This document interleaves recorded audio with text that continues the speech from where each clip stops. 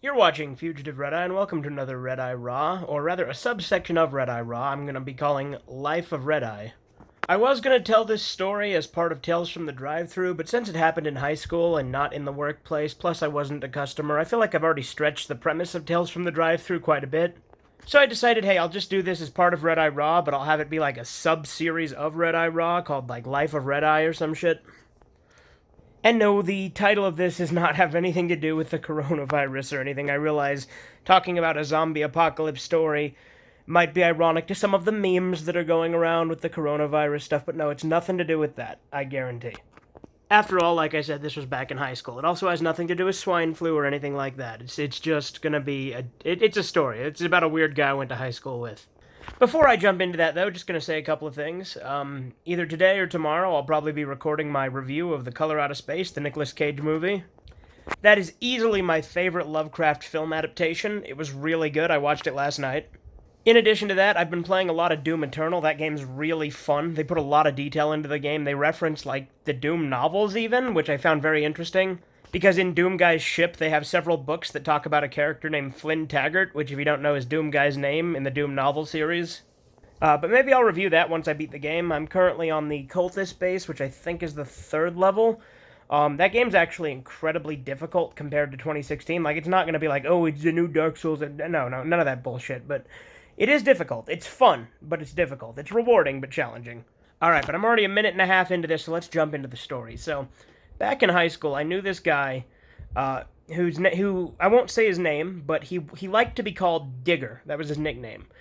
Because he wanted to dig tunnels to protect himself from the zombie apocalypse. He wanted to build his own tunnels and dig a tunnel system, which seems like an incredibly stupid idea, because if zombies were there, right, they'd get down there in the tunnels with you, and they'd also, the tunnels could collapse and whatnot. But this guy believed with a certainty that the zombie apocalypse is going to happen, and it was going to happen soon. But he never called it a zombie apocalypse. He always said Zombocalypse, which sounded fucking retarded to me, but that's how he always said it. He always said Zombocalypse. But he read the Zombie Survival Guide, and that thing was like a fucking Bible to him. He, took it 100% seriously, thought it was a legitimate guide, and read it religiously. In addition to that, he thought that World War Z, the book, the movie wasn't out at the time, obviously, just the book, but the book was written by the same guy who wrote the Zombie Survival Guide. He thought that was a projection of the future, and that that's legitimately how it's going to happen. And so to prepare, he wants to dig tunnels, which is why he called himself Digger. But he also wants to defend himself, right? He wants to get a suit of knight armor to wear. He wants to get a welder's mask to use as a helmet. And he wants a flail, one of those spike maces. The chains. The big ball and chain. You know what I mean? A flail. It's a mace with a spike. It's a mace with a chain. So he wants all that, right? And that's how he's going to defend himself, which, granted, I guess The Walking Dead's not far off from that shit now. I haven't been keeping up with that, but they have, medieval weaponry and all this stupid shit. That show's so fucking dumb now. I don't know how anyone still watches it, but that's getting off topic. But this guy had a theory for how he thought the zombie apocalypse was going to start, right? He had put a bunch of dots together in his head to say that he thinks that McDonald's and Walmart are working together to start the Zombocalypse.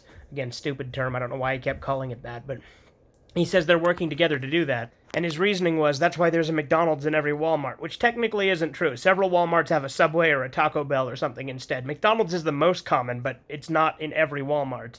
And in fact, there's some Walmarts that don't even have restaurants in them, so he was full of shit on that too, but whatever.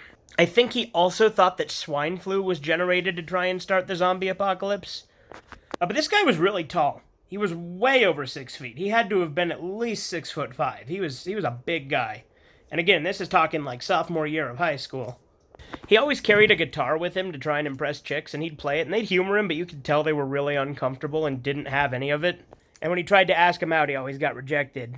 Or they'd tell him, oh, I have a boyfriend, or whatever. And I knew for a fact a couple of them were single, but they were clearly trying not to get with that guy.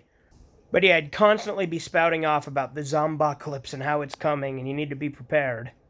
And he'd go on and on about how the Zombie Survival Guide is legitimately written, even though it says humor right on the back of it. But he was a weird fucking guy. A lot of people in that same class, because he was one of the people I worked with in our class group, because we had different groups that we did for projects. He was in my group, as was this stoner guy that was really dumb and was also a juggalo.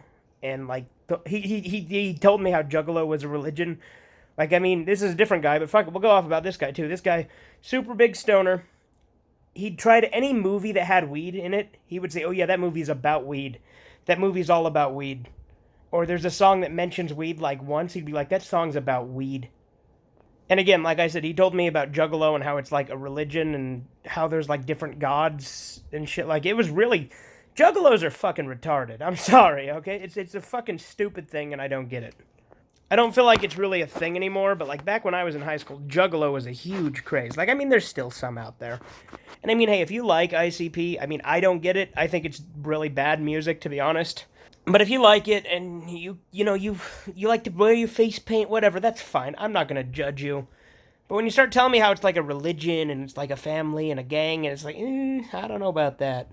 Then the third guy in our group was this guy that was like really obsessed with Slender Man. I know, it was a really weird group I was in, the four of us. I mean, then there was me, of course, the strangest one of all. But no, but there was this one guy who was like really into Slender Man and told me about it and was like showing me all these pictures and shit. Again, this is before I knew what a creepypasta was, so I'm like, oh, that's kind of a scary urban legend, because again, had no idea what a creepypasta was, but this guy insisted Slender Man was real. So again, the one guy in the group was our boy Digger, who was preparing for the Zombocalypse. Maybe he's stocked up for Corona. Maybe he is. Maybe he's ready. I doubt it. His idea of preparation is really fucking stupid. But then there was the we'll call him Smokey, because that was his nickname. We came up with nicknames essentially. It was really dumb. Like, that was kind of a thing we did in the group. The third guy I don't think had one, but we'll call him Skinny. There we go. But there was the stoner guy, we'll call him Smokey. Again, he was just obsessed with weed. In that group, we actually had a project once. We were supposed to write a story about the life of a cell, right? So we took the story of the shooting of Tupac and Biggie Smalls, and we just changed it to a bunch of cell shit, like, we called them 2 Cell and Biggie Cells, and we put the city they lived in, the city of Cell Wall, and we replaced the word car with caroplast, which is obviously a clever pun on chloroplast.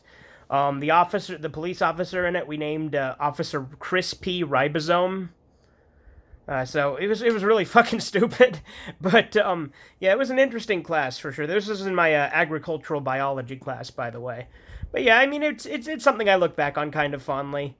You know, these conversations with these three was definitely interesting, and I'm not saying I wasn't a weirdo myself. I was going through my conspiracy theorist shit at the time, too, so fair enough. In fact, I was making videos around this time Yeah, I definitely was, so there you go. A lot of those videos are gone, though. That's when I was doing conspiracy theory videos, which, like, I think one of those still exists on the channel, unironically, and it's, like, unlisted. But yeah, that's just a little story from high school. I hope you guys enjoyed it. Have a good one.